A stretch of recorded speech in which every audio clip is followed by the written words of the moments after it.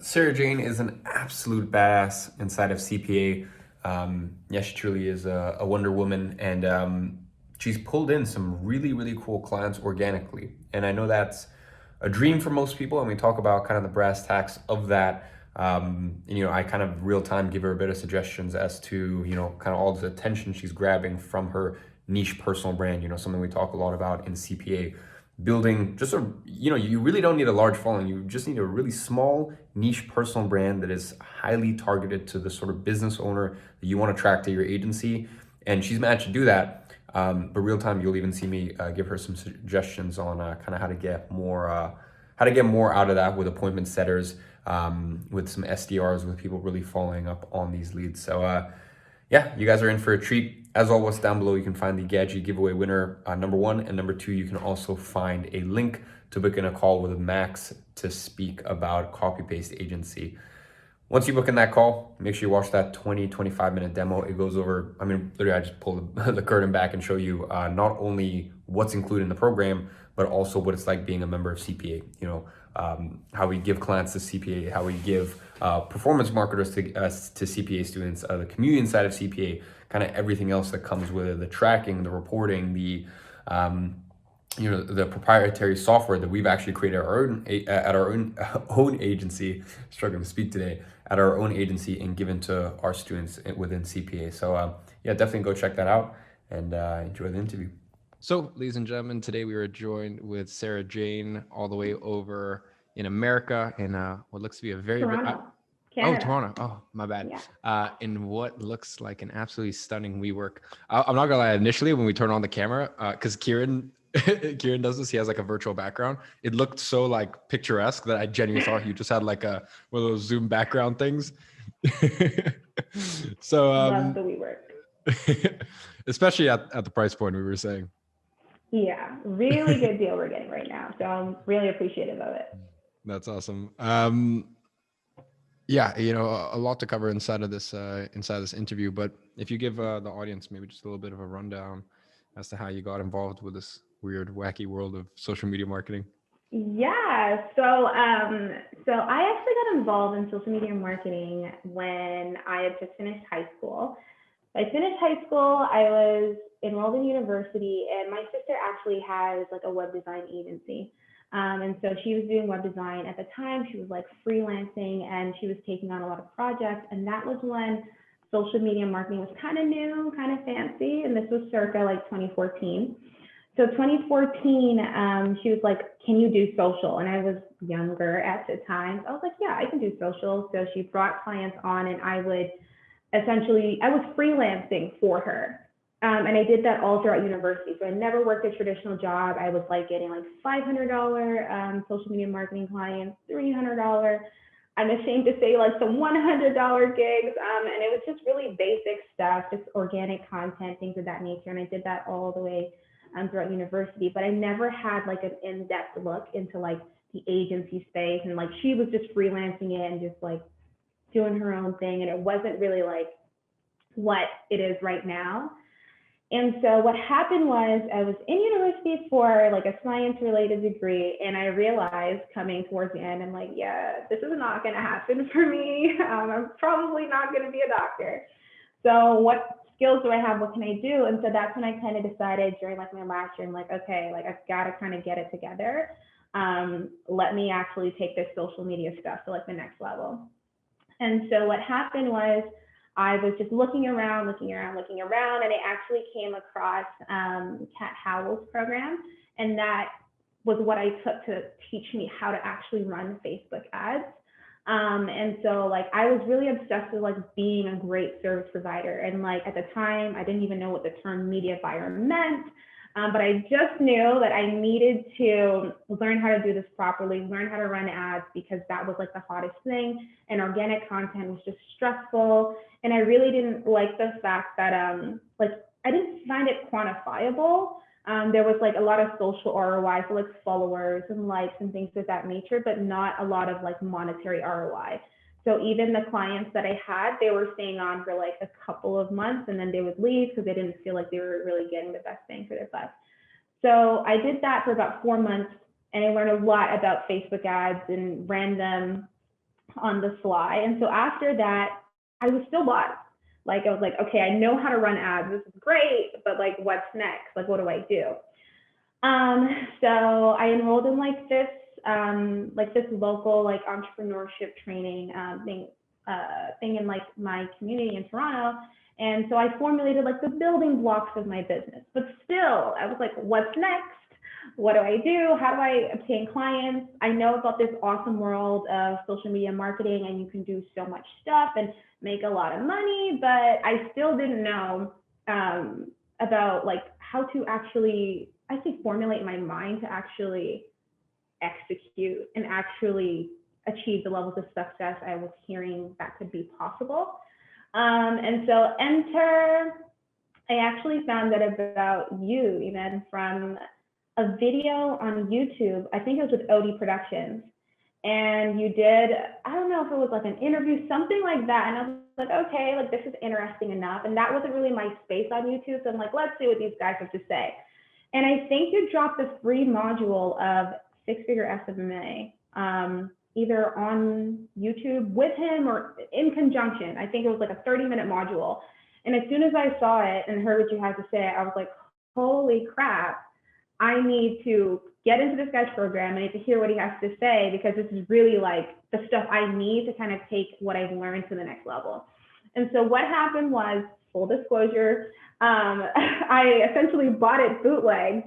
And I was like, okay, like let's go into it. And man, like when I watched six-figure SMA, I was like, holy crap, like they don't teach you this in the Facebook ad training courses. They don't teach you this when you're learning how to like execute and do the skill.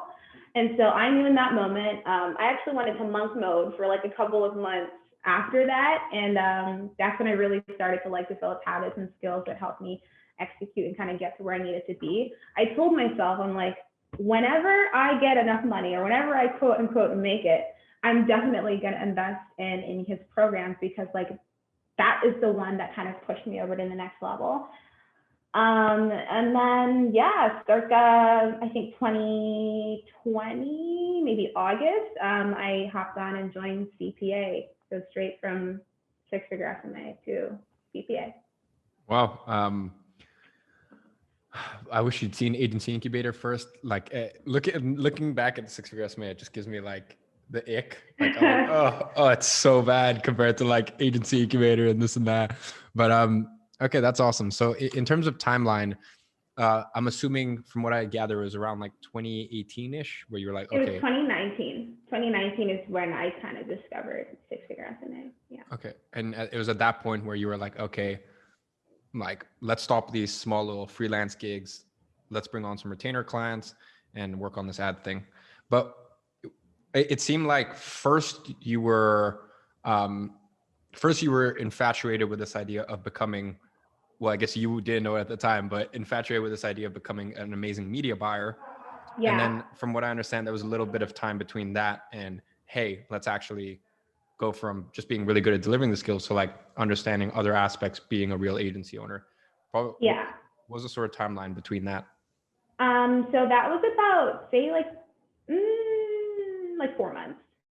It was about 4 months between like realizing that, okay, I know how to media buy, what's next? And that was about 4 months where it's like, okay, got to make a transition over. For sure. So, present day working with 5 clients in the e-commerce niche. Specifically, you want to tell them a little bit more about specifically what your agency does? Yeah. So my agency currently works with clients who are in the beauty and hair niche. So brands that are usually in makeup, hair. I have one client who's in the lingerie niche, which is always fun. But generally, people who sell to a female audience is the type of folks that I work with. Amazing. And it's exciting. Great. That's awesome. And, obviously doing well with your agency, pulling in around 10K a month. So have you ever found there to be an issue with being too niche down? Obviously, there's kind of a few sub niches within that. And I guess there is an overarching theme, but in terms of lead sourcing and just overall volume, has that been an issue that you've faced? Honestly, no. And the reason for that is I think it's a little bit different than how a lot of people have kind of got into acquiring clients. So I have actually only acquired clients through like personal brand and just like being on social media. So I post informative videos on Instagram. I've not been shy to like go live. I would consider myself someone who's pretty good on video.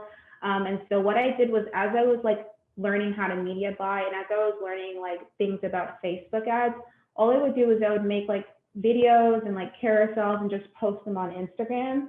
I think my experience like running organic social for the past couple of years made it kind of easy for me to understand like what resonates with people. And so that's actually where I got all of my clients from. And it's not a process I recommend to everybody, because obviously my journey has been a little bit longer than a lot of people who kind of like cold emailed and shot from the hip and things of that nature. So yeah, I didn't find it much of an issue. I realized that the type of clients who were coming to me were all women. So I found like they identified with me, and they were all selling to a primarily female audience. So there may have been an idea where they're like, she gets it, or she would understand. So let's try and like use her to help us propel our business with ads. And it's been going great so far. And it's actually only recently till I realized, and I looked at like the type of clients I was working with, that they all fell within beauty, makeup, skincare, hair, or selling to a primarily female audience. So even like with the lingerie client, I realized that I'm like, if you're selling like a niche product to a female audience, I could help you. And I know that the lens that I have is, that's kind of where I feel like I can perform best. There was an opportunity or a time I actually interviewed at an agent. It's not an agency, they're a SaaS product actually, in Toronto. Some people may be familiar with them, Shoelace. And they gave me like an activity to do, and I was like, I can do this. And then it was a male-centered brand, and I was like, I can't do this. So I realized, I was like, okay, the lens and that I have is mainly selling to female, selling to women. So yeah, that's kind of how it started. Amazing. So in terms of using social to get clients, any experience with TikTok? Okay, so I literally just posted my first TikTok yesterday. So you guys should try and look for me. My name is Sarah Jane Guerra. But no experience with TikTok, but I know that I got to get on there, which is why I'm doing it now. Yeah, there's actually a few people in CPA that have used TikTok as their main driver of clients, which I've, wow. The first person did it and I was like, yeah, whatever. Like, cool. And then a couple other people did it. And as much as I don't want to admit it, because Kieran and I always bicker about TikTok, I hate it. I despise the medium. But hey, it works. Out of curiosity, what about Clubhouse? Okay, so yeah, I've been on Clubhouse. What I did was, I feel like I was on there. I was one of the first folks in CPA who was on there. I remember saying like, all right, if you guys on Clubhouse, and everyone was like, what the heck is that? So yeah, I've used Clubhouse. Here's what I'll say. I got on there early enough to generate leads. I got there early enough to generate followers and just get attention on there. And then, to be honest, I haven't been quite active over the past couple of weeks, just because it can also be a huge time suck. Like, you'll realize that under the guise of like productivity and like information and like entrepreneurial skills, like you realize like I've been sitting here for like 6 hours listening and like working, but you're not actually working. So I realized that it was like, it's a time suck. It can be a great lead generator, but I just felt like it wasn't worth the time. I think right now, and like for the future, I'll probably schedule like a room maybe every 2 weeks or so I can, see what happens. And if it pops off, it pops off. And if it doesn't, it doesn't. For sure. Yeah, I'm still totally such a grandpa with that stuff. Funny enough, I got on it. I think maybe, I might be a little mistaken with the timeline, but I think it was like mid-October, early November. I'll be honest. Only reason I got there was just because the person who recommended it, it's actually a girl in our community called Esprit. She's such a badass. I love her so much. Awesome member of the community. And she was actually, her face was the logo of Clubhouse. Like cool. She was the one with glasses. Yeah. So that's Esprit. So she was like, oh, I'm on Clubhouse. Like, it's this invitation only thing. You should get on it. And I'm so bad with this stuff. I got on there, I saw it, I was like, yeah, no. and probably that was a huge mistake. I mean, I from what I understand, I got on pretty early, and I probably could have made a big name for myself. And who knows, maybe even be in a chat room right now with Elon Musk. But alas, these things happen. So in terms of social, what's worked best for you in terms of attracting clients?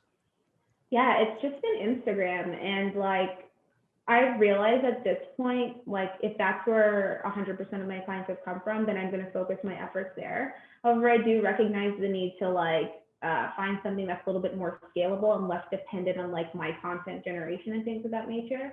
So Instagram has really been the only source of like clients for me. And again, I really don't recommend people do this, but it's worked for me. And so just creating content and, putting out that call to action, hit me up in the DMs, et cetera, get them on a call. I find that they're just a lot more, they already know me, right? And so if they found me from somewhere, they're a lot more comfortable, and it's a lot easier for me to like sell them on the phone. And like, I would definitely say the close rate's pretty high if they come in, because they're inquiring and it's inbound, very different from like an outbound method, which is like, you got to get like your rejection pants on, because it's definitely harder.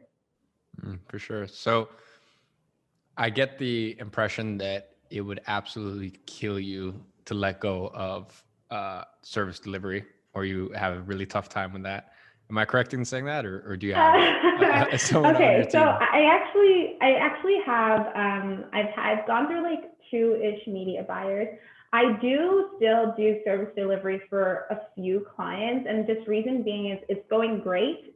So it's not like too much of a big deal for me to handle it, just because if you set things up and you know the systems, you check your ads like every day or so, like things are pretty okay.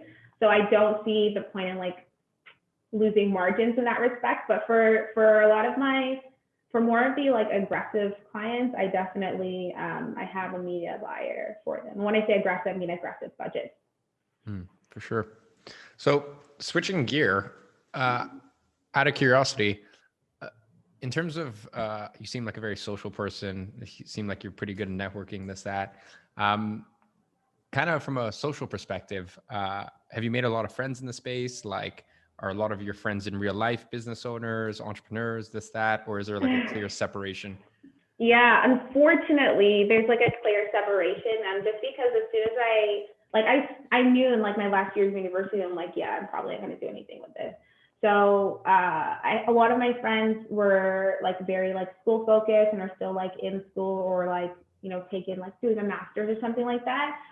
So real life, a lot of my friends aren't like business owners or entrepreneurs in any way, shape, or form. My family is really entrepreneurial.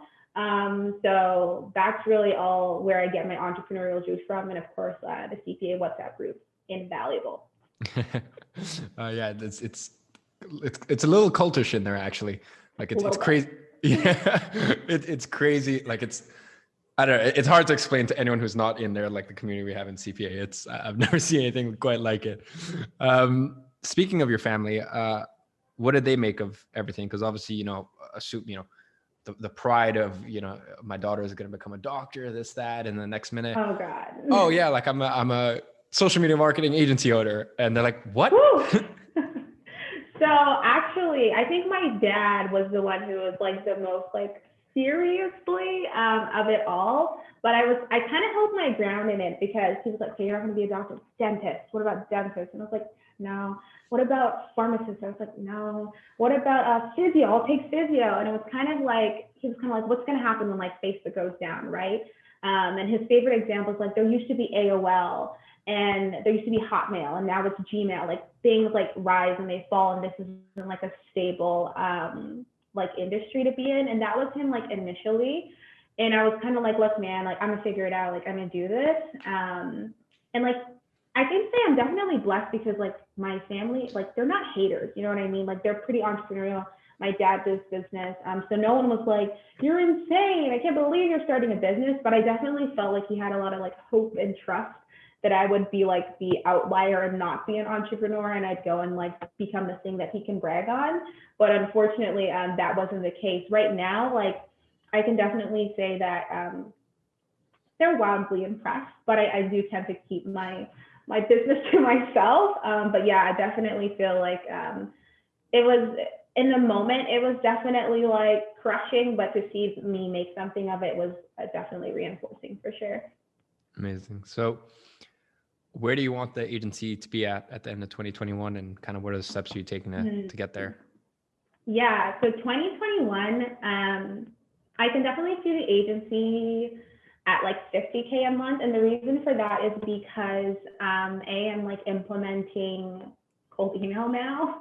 So we can actually bring in more clients and less reliant on like my own content production. And B, because I'm looking at like different sources of income, and I would say for the agency. So I currently do like, I think we talked about it kind of a little bit in CPA. I currently downsell people for like coaching and things of that nature. So that's been picking up a lot during like the past couple of months. So I'm actually formulating some form of group coaching for, and less about like starting an agency and more specifically about how store owners who don't meet like the requirements to work with us or hire us on can actually just learn how to do this themselves or like train their team and things of that nature. And that's been going great. So I definitely feel like by year's end, we can definitely be hitting 50K a month with the combined resources there. For sure. So, people who aren't the right fit for, the monthly done for you service, just do a knowledge transfer for a smaller fee.